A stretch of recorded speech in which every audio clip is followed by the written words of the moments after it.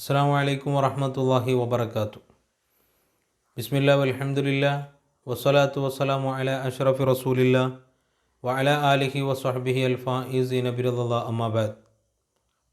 പ്രിയപ്പെട്ട സഹോദര സഹോദരിമാരെ, അൾറ വോയിസ് മലയാളം എന്ന യൂട്യൂബ് ചാനലിലൂടെ പല വീഡിയോകൾ നമ്മൾ ചെയ്യുകയുണ്ടായി. പ്രത്യേകിച്ച് നമ്മുടെ മാർഗത്തെക്കുറിച്ചും നമ്മുടെ മശായിഖമാരെക്കുറിച്ചും വല്ലാതെ ഗൗരവം നിറഞ്ഞ രീതിയിലുള്ള ചില വിമർശന പരാമർശനങ്ങളുമായിട്ട് രംഗത്ത് വന്ന വലിയൊരു പോസ്റ്റുമായിട്ട് രംഗത്ത് വന്ന ചില ആളുകൾക്ക് മറുപടി കൊടുക്കൽ അല്ലെങ്കിൽ ഒരു വിശദീകരണം കൊടുക്കൽ അനിവാര്യമായതുകൊണ്ട് അത് ഘട്ടം ഘട്ടമായിട്ട് വിശദീകരണമാകുമ്പോൾ അതിന് വിശദീകരിച്ചുകൊണ്ട് തന്നെ പോകേണ്ടതുണ്ടായതുകൊണ്ട് പല വീഡിയോകളായിട്ടാണ് നമ്മളത് ചെയ്തത്. അതിൻ്റെ തുടർച്ചയെന്നോണം ആ പരാമർശവുമായിട്ട് വന്ന ആളുകൾ ഉന്നയിക്കുന്ന വിഷയത്തിലൊരു പ്രധാനപ്പെട്ട ഒരു വിഷയമാണ് ഇന്ന് നമ്മൾ ചർച്ച ചെയ്യുന്നത്. തീർത്തും സർക്കാർ ഗോഹർഷാഹി ഇമാം മഹ്ദി ആണോ അല്ലെ ഈ വിഷയത്തിലുള്ള ഒരു ചർച്ചയാണ് ഇന്ന് നമ്മൾ വിശദീകരണം തരാൻ ഉദ്ദേശിക്കുന്നത്. പല ആളുകൾക്കും സർക്കാർ ഗോഹർഷാഹി ഇമാം മഹ്ദിയാണ് എന്നുള്ളൊരു വിഷയം ഉന്നയിച്ചപ്പോൾ അല്ലെങ്കിൽ ആ ഒരു വിഷയം പല ആളുകൾക്കും ഉൾക്കൊള്ളാൻ പറ്റുന്നതിനപ്പുറത്താണ്. ഇവിടെ ഒരു സംഘടനാ തലത്തിൽ വലിയ ഒരു വിഭാഗം ഇവിടെ നടന്നുകൊണ്ട് ഈ സമൂഹത്തിലുണ്ട്. അതിൻ്റെ പുറമെ ആത്മീയതയുടെ പേരിൽ തന്നെ വലിയൊരു വിഭാഗം ഇവിടെ സമൂഹത്തിൽ വളർന്നുകൊണ്ടിരിക്കുന്നുണ്ട്. അത്തരം ആളുകൾക്കൊക്കെ ഉള്ള ഇടയിലുള്ള വലിയൊരു ധാരണ എന്ന് പറഞ്ഞു കഴിഞ്ഞാൽ അവരുടെയൊക്കെ ആത്മീയതയുടെ നിലപ്പത്തിരിക്കുന്ന ആളുകളായിരിക്കും ഒരു ഇമാം മഹ്ദി എന്നുള്ള അല്ലെങ്കിൽ മഹ്ദിയായിട്ട് രംഗത്ത് വരുന്നത് എന്ന പ്രതീക്ഷയിലാണ് പല ആളുകളും ഇവിടെ സമൂഹത്തിൽ ഈ ആത്മീയതയുടെ മറവിൽ സഞ്ചരിച്ചു കൊണ്ടിരിക്കുന്നത്. അപ്പോൾ സർക്കാർ ഗോഹർഷാഹി ഇമാം മഹ്ദിയാണ് എന്നുള്ള വിഷയം ഇവിടെ ഈ വിമർശിക്കുന്ന ഒരു വലിയൊരു വിഘടിത വിഭാഗത്തിന് തന്നെ എന്ത് ചെയ്തിട്ടുണ്ട്, വല്ലാതെ ബുദ്ധിമുട്ടുണ്ടാക്കിയിട്ടുണ്ട്. അതുകൊണ്ടാണ് ഇമാം മഹ്ദിവാദം ഉന്നയിച്ചു എന്നുള്ളൊരു വിഷയം പരാമർശിക്കുന്ന ആ ലേഖനങ്ങളിൽ ഉൾപ്പെടുത്തിയിട്ടുള്ളത്. ഇവിടെ ആ ഒരു വിഷയത്തെക്കുറിച്ചിട്ട് നമ്മൾ കൃത്യമായിട്ട് പറയുമ്പോൾ ഇമാം മഹ്ദിവാദം എന്നത് ഇമാം മഹ്ദി അല്ലാതെ വേറെ ആരാണ് കൊണ്ടുവരിക? ഇമാം മഹ്ദിവാദമല്ലാത്ത വേറെ ഏത് വാദം കൊണ്ടുവരും? എന്ത് വാദമാണ് ഇമാം മഹ്ദി ഉന്നയിക്കേണ്ടത്? ഇനി സർക്കാർ ഗോഹർഷാഹി നമ്മുടെ മശായിഖ് ഇമാം മഹ്ദിയാണ് എന്ന് പറയുന്ന വാക്കുകൊണ്ട് അല്ലെങ്കിൽ അവിടുത്തെ വായ കൊണ്ട് പറയുന്ന ഒരു തെളിവും ഈ പറയുന്ന ആളുകൾക്കാർക്കും തന്നെ കൊണ്ടുവരാൻ സാധിക്കുന്നതല്ല. പിന്നെ സർക്കാർ ഗോഹർഷാഹി ഇമാം മഹ്ദിയാണ് എന്ന വിഷയം ഇവിടെ നമ്മൾ പറയുന്നതിൻ്റെ കാരണം എന്താണ്? അത് പല വിധേന ജനങ്ങളാണ് എന്ത് ചെയ്തുള്ളത്, അത് തിരിച്ചറിഞ്ഞത്. ചന്ദ്രനിൽ ഇമാം മഹ്ദിയുടെ മുഖം, ഞങ്ങൾ പറയുന്ന സർക്കാർ ഗോഹർഷാഹി ഇമാം എന്നവരുടെ മുഖം ചന്ദ്രനിൽ വെളിവായ വിഷയം എന്ത് ചെയ്തിട്ടുണ്ട്? ഈ ആരോപണം ഉന്നയിക്കുന്ന ആളുകൾ ഒരു പുസ്തകമോ അല്ലെങ്കിൽ കിതാബോ അതിൻ്റെ ശരിയായ രീതിയിൽ വായിച്ച് മനസ്സിലാക്കാനോ അല്ലെങ്കിൽ ഗ്രഹണം നടത്താനോ കഴിവില്ലാത്ത ഈ പറയുന്ന ആളുകൾ ആരും തന്നെ എന്ത് ചെയ്തിട്ടില്ല, മനസ്സിലാക്കിയിട്ടില്ല. ഇത് കൃത്യമായിട്ട് ഇതിനെക്കുറിച്ച് പഠനം നടത്താതെയാണ് ഈ വിമർശിക്കുന്ന വിമർശനവാദികൾ കുറച്ചുകൊണ്ടിരിക്കുന്നത്. അതാണ് ഈ സന്ദർഭത്തിൽ പറയാൻ ആഗ്രഹിക്കുന്നത്. വായനക്കാർക്ക് വേണ്ടി അല്ലെങ്കിൽ ഈ ഒരു വിഷയത്തെ കൃത്യമായിട്ട് മനസ്സിലാക്കാൻ ആഗ്രഹിക്കുന്നവർക്ക് വേണ്ടി നമ്മൾ ദീന ഇലാഹി എന്ന പുസ്തകം മലയാളത്തിൽ തന്നെ നമ്മൾ എന്ത് ചെയ്തിട്ടുണ്ട്, പ്രിൻ്റ് ചെയ്തിട്ടുണ്ട്. ആവശ്യക്കാരുടെ ഇടയിലേക്കൊക്കെ അത് വിതരണം ചെയ്തിട്ടുമുണ്ട്. ആഗ്രഹിക്കുന്നവർക്ക് അല്ലെങ്കിൽ അതിന് ആവശ്യക്കാരായിട്ടുള്ള ആളുകൾക്കൊക്കെ അത് എത്തിക്കഴിഞ്ഞിട്ടുണ്ട് എന്നതാണ് മനസ്സിലാക്കുന്നത്. കിട്ടാത്ത അല്ലെങ്കിൽ ലഭിക്കാത്ത ആളുകൾക്കത് അവൈലബിൾ ആണ്, ലഭിക്കാവുന്നതേ ഉള്ളൂ. അപ്പോൾ ഇതിനെക്കുറിച്ച് കൃത്യമായിട്ടൊരു പഠനം നടത്താൻ അല്ലെങ്കിൽ നിഷ്പക്ഷമായിക്കൊണ്ടൊരു പഠനം നടത്താൻ ആഗ്രഹിക്കുന്ന ആളുകൾക്ക് വേണ്ടി മാത്രമാണ് ഈ വിഷയത്തിൽ ഇങ്ങനൊരു വിശദീകരണം തരാൻ ഞാൻ ആഗ്രഹിക്കുന്നത്. ഈ വാദം, മെഹ്ദി എന്ന ഈ ഒരു വിഷയം, ഈ ഒരു വാദം ആഗോളാടിസ്ഥാനത്തിൽ ആരും കൊണ്ടുവന്നിട്ടില്ല. കാരണം എന്തുകൊണ്ടാണ്?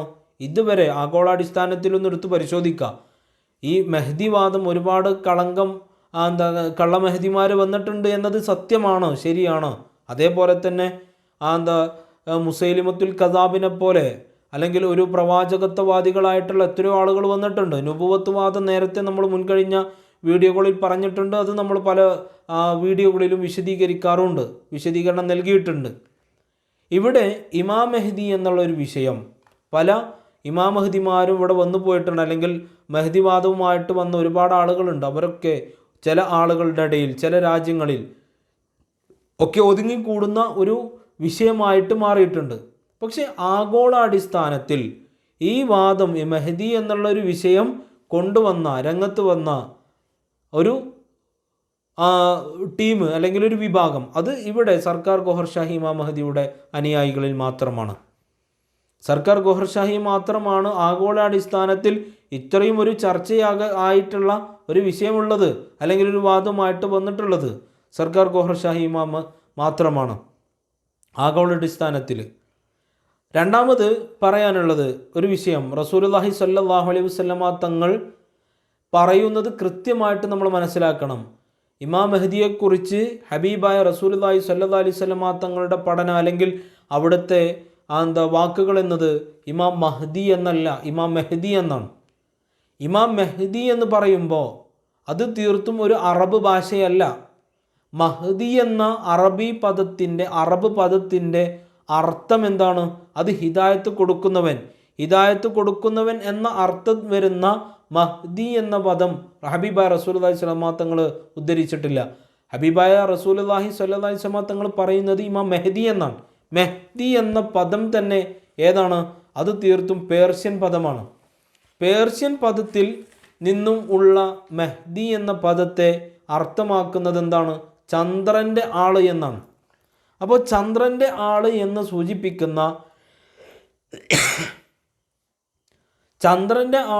സൂചിപ്പിക്കുന്ന പേർഷ്യൻ പദമായ മെഹ്ദി എന്നത് ഹബീബായ റസൂലുള്ളാഹി സ്വല്ലല്ലാഹു അലൈഹി വസല്ലം തങ്ങൾ പഠിപ്പിച്ചതിൻ്റെ കാരണം എന്താണ്? നമുക്കറിയാം, ഇസ്ലാമിൻ്റെ സിമ്പലായിക്കൊണ്ട് നമ്മൾ കണക്കാക്കുന്ന അല്ലെങ്കിൽ രേഖപ്പെടുത്തുന്ന ഒരു സിമ്പിളാണ് ചന്ദ്രക്കല എന്ന് പറയുന്നത്. ഇതൊക്കെ എന്തുകൊണ്ടാണ്? ഇത് പരസ്പരം കണക്റ്റഡ് ആണ്. ഈ ചന്ദ്രൻ്റെ ആള് എന്ന ഉദ്ദേശത്താണ്, അർത്ഥത്തിലാണ് ഹബീബായ റസൂലുള്ളാഹി സ്വല്ലല്ലാഹു അലൈഹി വസല്ലം തങ്ങൾ എന്ത് പറഞ്ഞത്? ഇമാം മെഹ്ദി എന്ന് പറഞ്ഞത്. ഇമാം മെഹ്ദി എന്ന ഹബീബായ റസൂലുള്ളാഹി സ്വല്ലല്ലാഹു അലൈഹി വസല്ലം തങ്ങൾ പറഞ്ഞിട്ടുള്ളത് ഇമാം ജഅഫർ ബിൻ സാദിഖ് റളിയല്ലാഹു അൻഹു റിപ്പോർട്ട് ചെയ്യുന്ന ഹദീസുകളിൽ എന്ത് കാണാൻ സാധിക്കും? ചന്ദ്രനിൽ ഇമാം മെഹ്ദിയുടെ മുഖം വിളങ്ങും എന്ന് പറയുന്ന ഒരു സത്യത്തെ, ഒരു സംഭവത്തെ രേഖപ്പെടുത്തിയതായിട്ട് കാണാൻ സാധിക്കും. യഥാർത്ഥ സത്യം പറയുന്ന, ഒരുപാട് സത്യം പറഞ്ഞ അലി റളിയല്ലാഹു അൻഹുവിനെ വരെ എന്ത് ചെയ്തിട്ടുണ്ട്? ആ മൗലിയത്ത്, ഞാൻ ആർക്കാണ് മൗല, അവർക്ക് അലി മൗല എന്ന് പറഞ്ഞ ഒരു സത്യത്തെ അവഹേളിച്ചുകൊണ്ട് അല്ലെങ്കിൽ മാറ്റി നിർത്തിക്കൊണ്ട് പല വിഷയങ്ങൾ എന്ത് ചെയ്തിട്ടുണ്ട്? സമൂഹത്തിൽ റസൂലുള്ളാഹി സ്വല്ലല്ലാഹു അലൈഹി വസല്ലം തങ്ങളുടെ അനുയായികളിൽ സംഭവിച്ചിട്ടുണ്ട്. എന്നിരിക്കെ അത്തരം റസൂലുള്ളാഹി സ്വല്ലല്ലാഹു അലൈഹി വസല്ലം തങ്ങളുടെ ആ ഹക്ക്, ആ റിസാലത്തിനെ ബോധ്യപ്പെട്ട ഹക്കിൻ്റെ അതായിട്ടുള്ള അലി റളിയല്ലാഹുവിൻ്റെ കൂടെ നിന്ന പല ആളുകളെയും ഷിയാക്കളുടെ ഇമാമിങ്ങളെന്നും ഷിയാക്കളുടേതായിട്ടുള്ള ആളുകൾ അല്ലെങ്കിൽ വിഭാഗത്തിൽപ്പെട്ടതാണ് എന്നൊക്കെ പറഞ്ഞ് മാറ്റി നിർത്തിയിട്ടുള്ള രീതിയിലാണ് പിൽക്കാലത്ത് വന്നു പോയിട്ടുള്ളത്. ഇമാം ജഅഫർ ബിൻ സാദിഖ് റളിയല്ലാഹു അൻഹു തൻ്റെ ഗൈബ എന്ന പുസ്തകത്തിൽ, കിതാബിൽ കൃത്യമായിട്ട് രേഖപ്പെടുത്തിയതായിട്ട് കാണാൻ സാധിക്കും. ആരാ ജഅഫർ ബിൻ സാദിഖ് റളിയല്ലാഹു അൻഹു? ജഅഫർ ബിൻ സാദിഖ് റളിയല്ലാഹു അൻഹു ഇഷ്ടപ്പെട്ട പ്രവാചകൻ ഹബീബായ റസൂലുള്ളാഹി സ്വല്ലല്ലാഹു അലൈഹി വസല്ലം തങ്ങളുടെ കിതാബിൽ ഗൈബ് എടുത്ത് പരിശോധിച്ചാൽ കാണാൻ സാധിക്കും.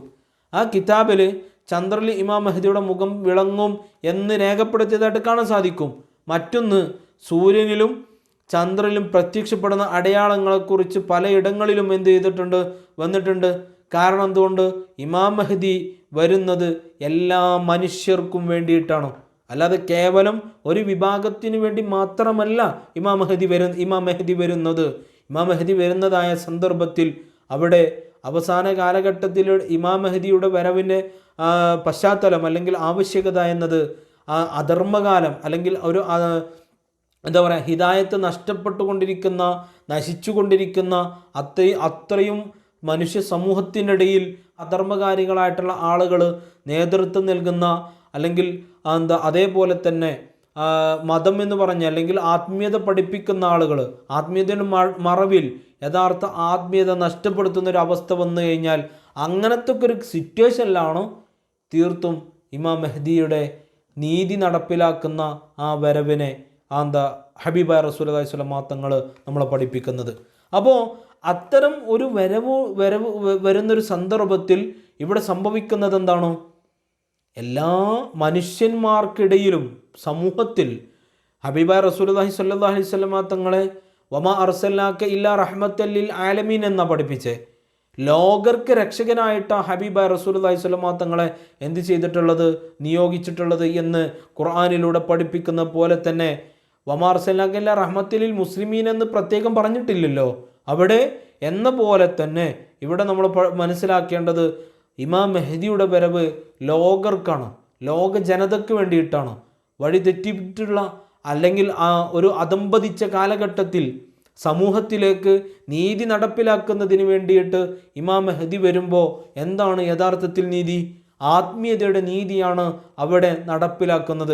അവരുടെ കൽബിലേക്ക് അള്ളാഹുവിൻ്റെ ദിക്ർ നൽകിക്കൊണ്ട്, അള്ളാഹുവിൻ്റെ നൂറ് നൽകിക്കൊണ്ട് അള്ളാഹുവുമായിട്ടുള്ള ബന്ധം സ്ഥാപിച്ചു കൊടുക്കുക എന്ന ആ ഒരു പ്രത്യേകമാക്കിയിട്ടുള്ള റസൂലുള്ളാഹി സ്വല്ലല്ലാഹു അലൈഹി വസല്ലം തങ്ങളുടെ സുന്നത്തിനെയാണ് ഇവിടെ ഇമാം മെഹ്ദിയിലൂടെ എന്ത് ചെയ്യുന്നത്, നടപ്പിലാക്കുന്നത്. ഈ സത്യമാണ് ഈ പറയുന്ന മഹത്തുക്കൾ മുഴുവനും ഈ ഒരു ഇമാം മെഹ്ദിയുടെ പ്രത്യേകതകളും അടയാളങ്ങളും ചന്ദ്രനിൽ വെളിവാകുമെന്നൊക്കെ പറഞ്ഞ് പല അടയാളങ്ങളും പല വിഷയങ്ങൾ മഹത്തുക്കൾ രേഖപ്പെടുത്തിയിട്ടുണ്ട്.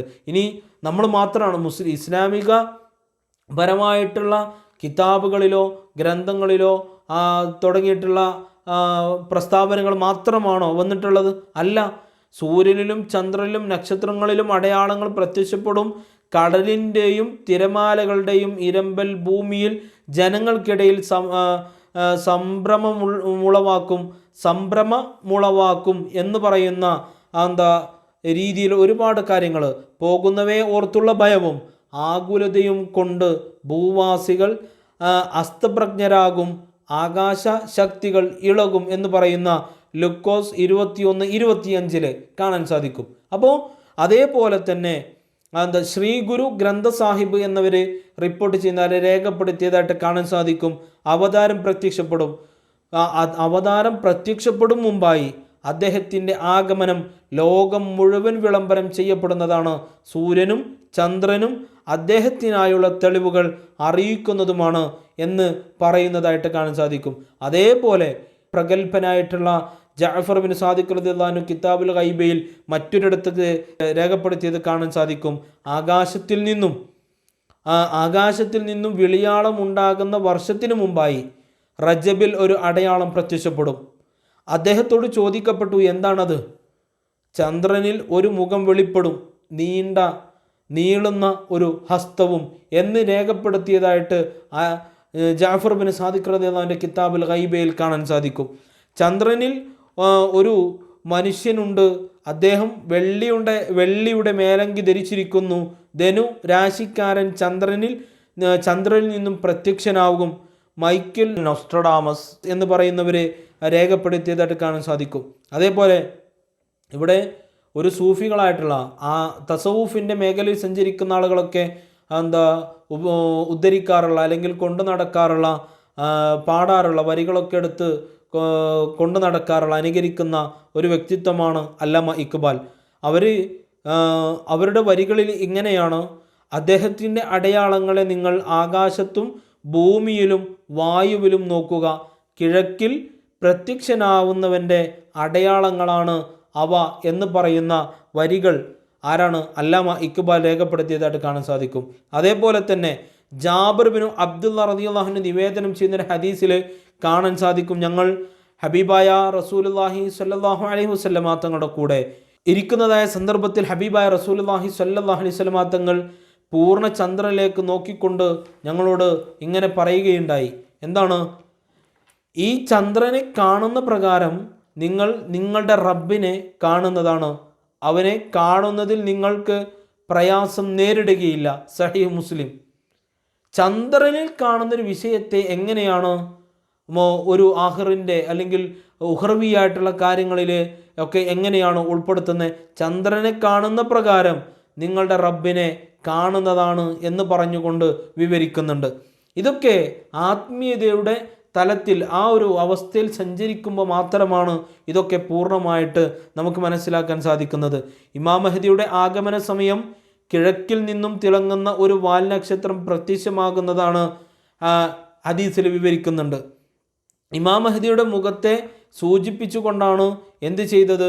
ഈ പറയുന്ന തിളങ്ങുന്ന വാൽനക്ഷത്രം എന്ന് ഹദീസുകളിൽ വിവരിക്കുന്നതായിട്ട് നമുക്ക് കാണാൻ സാധിക്കും. അപ്പോൾ കിഴക്കിൽ നിന്ന് ഉദിക്കുന്ന വാൽനക്ഷത്രം, അങ്ങനെ കിഴക്ക് നിന്ന് ഉദിക്കുന്ന വാൽനക്ഷത്രം എന്ന് പറഞ്ഞുകൊണ്ട് ഉദ്ദേശിക്കുന്നത് എന്താണ്? അത് ഇമാം മഹ്ദിയുടെ മുഖത്തെയാണ്. കാര്യം എന്താണ്?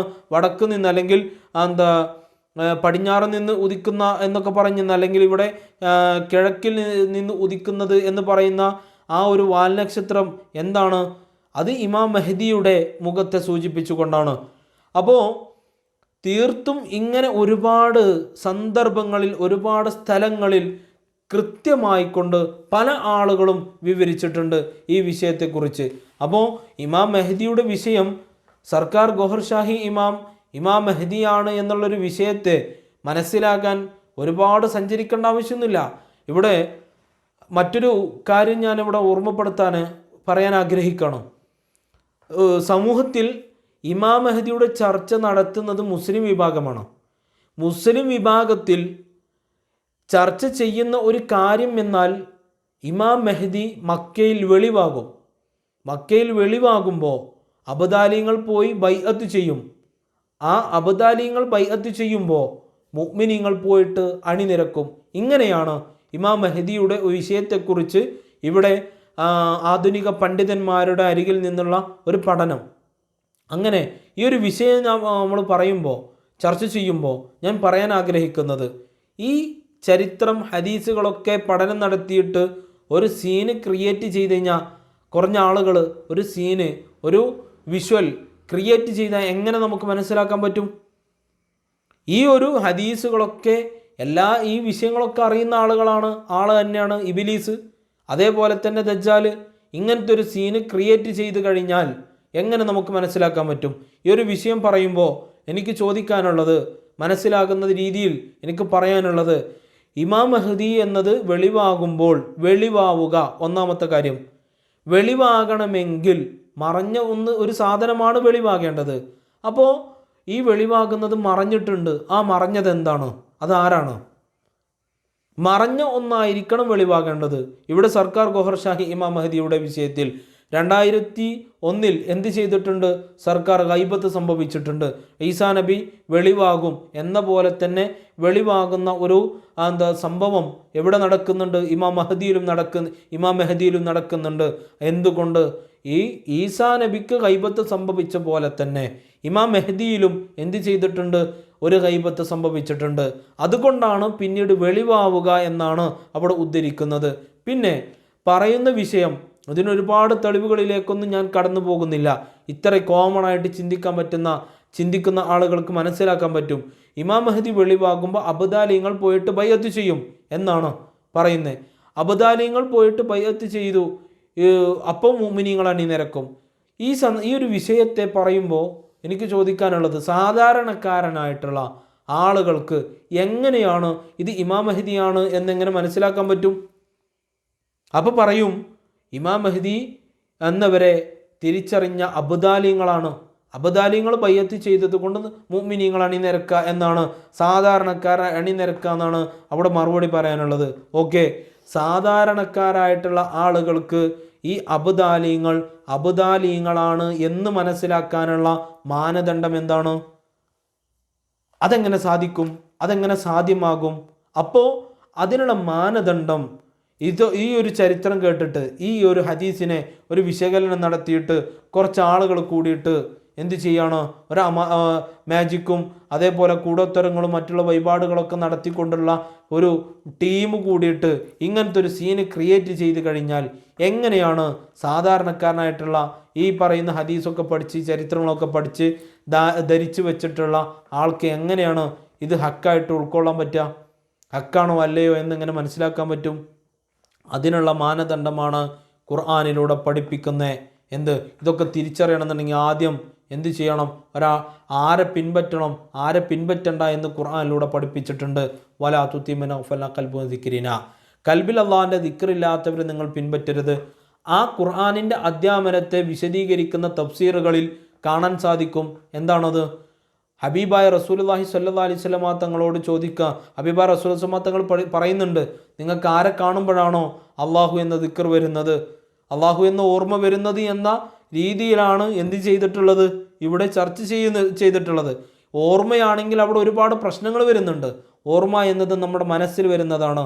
അപ്പോൾ ഒരു സംഘടനാ പ്രവർത്തകന് അതിൻ്റെ തലപ്പത്തിരിക്കുന്നവരെ കാണുമ്പോൾ ഒരു ജമാഅത്ത് ഇസ്ലാമി, മുജാഹിദ്, സുന്നി, അങ്ങനെ ഏത് വിഭാഗമായിക്കോട്ടെ അവരൊക്കെ തലപ്പത്തിരിക്കുന്നവർക്ക് ഇരിക്കുന്ന ആളുകളെ കാണുമ്പോൾ അതിൻ്റെ പ്രവർത്തകർക്ക് അള്ളാഹുവിന് ഓർമ്മ വരുന്നുണ്ട്. ഒരു പാവപ്പെട്ട ബെഗറെ കാണുമ്പോൾ അവനിക്ക് അള്ളാഹുവിന് ഓർമ്മ വരുന്നുണ്ട്.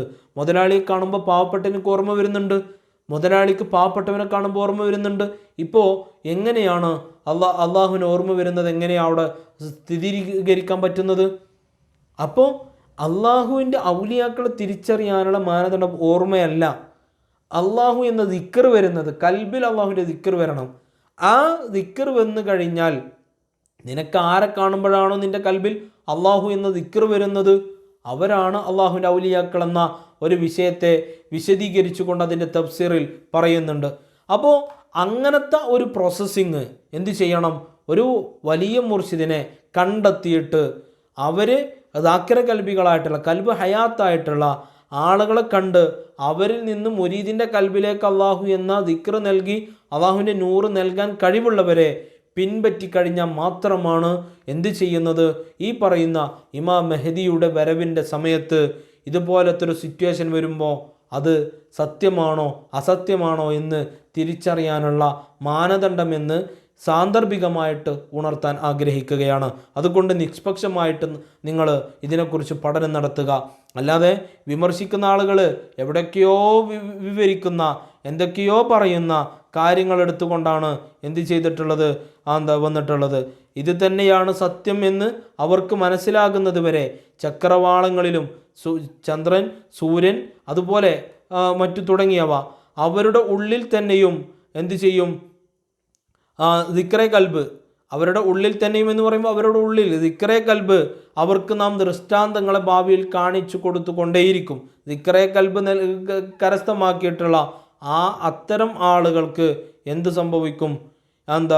ഇത് തന്നെയാണ് സത്യം എന്ന് അവർക്ക് മനസ്സിലാകുന്നത് വരെ എന്തു ചെയ്യും? ഇത്തരം ചന്ദ്രൻ, സൂര്യൻ തുടങ്ങിയിട്ടുള്ള ചക്രവാളങ്ങളിൽ അള്ളാഹു സുബ്ഹാനഹു വ തആല അതിനുള്ള അലാമത്തുകൾ, അടയാളങ്ങൾ കാണിച്ചു കൊണ്ടേ ഇരിക്കുമെന്നാണ് ഖുർആൻ 41:53 നിങ്ങൾ എടുത്തു പരിശോധിച്ചാൽ കാണാൻ സാധിക്കും.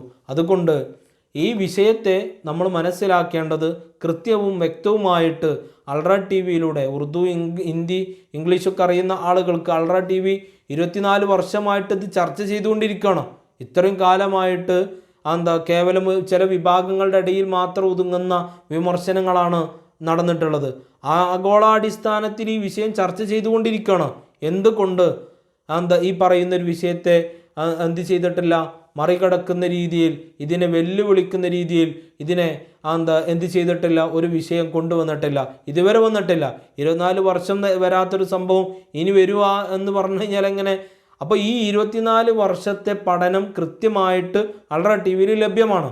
ഇനി അതിൻ്റെയൊക്കെ ഒരു ഉള്ളടക്കെടുത്തുകൊണ്ട് തർജ്ജമകൾ ചെയ്തുകൊണ്ട് മലയാളികൾക്ക് വേണ്ടി മാത്രം അൾട്രാ മിഷനിൽ കൃത്യമായിട്ടത് നൽകിയിട്ടുമുണ്ട്. അപ്പോൾ ലോകർക്ക് എന്ത് ചെയ്യണം? അള്ളാഹുവിൻ്റെ നൂറ് നൽകിക്കൊണ്ട്, അള്ളാഹുവിൻ്റെ ആ നീതി നടപ്പിലാക്കുക എന്ന ദൗത്യമായിട്ട് ലോകർക്ക് വേണ്ടിയിട്ടാണ്. അത് എല്ലാ ജനങ്ങളിലെയും വ്യാപിച്ചുകൊണ്ട് എന്തു ചെയ്യും? അള്ളാഹു നീതി നടപ്പിലാക്കും. ഇതിനു വേണ്ടിയിട്ടാണ് ഇമാം മെഹദിയുടെ വരവ് എന്ന് നാം ഓരോരുത്തരും മനസ്സിലാക്കുക. ഓരോരുത്തരോടും, ഓരോ സഹോദര സഹോദരിമാരോടും എനിക്ക് പറയാനുള്ളത് ഇതാണ്: കൃത്യമായിട്ട് നിഷ്പക്ഷമായിക്കൊണ്ട് നിങ്ങൾ ഇതിനെ പഠനം നടത്തുക. അള്ളാഹു തൗഫീഖ് ചെയ്ത് അനുഗ്രഹിക്കട്ടെ. അടുത്ത അവസരത്തിൽ ഇനി വേറൊരു വിഷയം കൂടി പറയാനുള്ളത്, സർക്കാർ ഗോഹർ ഷാഹി ഇമാം മസീഹവാദം ഉന്നയിച്ചു എന്ന് പറയുന്നുണ്ട്. ആ വിഷയത്തെക്കുറിച്ചിട്ട് ഒരിക്കലുമല്ല. ഇമാം മെഹദി തന്നെ മസീഹ ആകുന്നത്, ഈസാ നബി ആകുന്നത് എങ്ങനെയാണ്? തീർത്തും കള്ളമാണ്. അത്തരം വാദങ്ങളുമായിട്ട് വന്ന ആളുകൾക്കുള്ള മറുപടി അടുത്ത വീഡിയോയിൽ വരുന്നതാണ് ഇൻഷാ അള്ളാഹ്. തീർത്തും കൃത്യമായിട്ട് നിങ്ങൾ ഇതിനെക്കുറിച്ച് പഠനം നടത്തുക. കിതാബ് ദീൻ ഇലാഹി മലയാളത്തിലുള്ള പുസ്തകം ലഭ്യമാണ്. ആവശ്യക്കാർക്ക് ബന്ധപ്പെട്ട ആളുകളുമായിട്ട് അറിയിക്കുകയാണെങ്കിൽ അത് അവർക്ക് അയച്ചു കൊടുക്കുന്നതുമാണ്. ഇൻഷാ അള്ളാഹ് ഹക്ക് പോലെ തന്നെ മനസ്സിലാക്കാൻ എല്ലാവർക്കും അള്ളാഹു തൗഫീഖ് ചെയ്ത് അനുഗ്രഹിക്കട്ടെ. അസ്സലാമു അലൈക്കും വറഹ്മത്തുള്ളാഹി വബറകാതുഹു.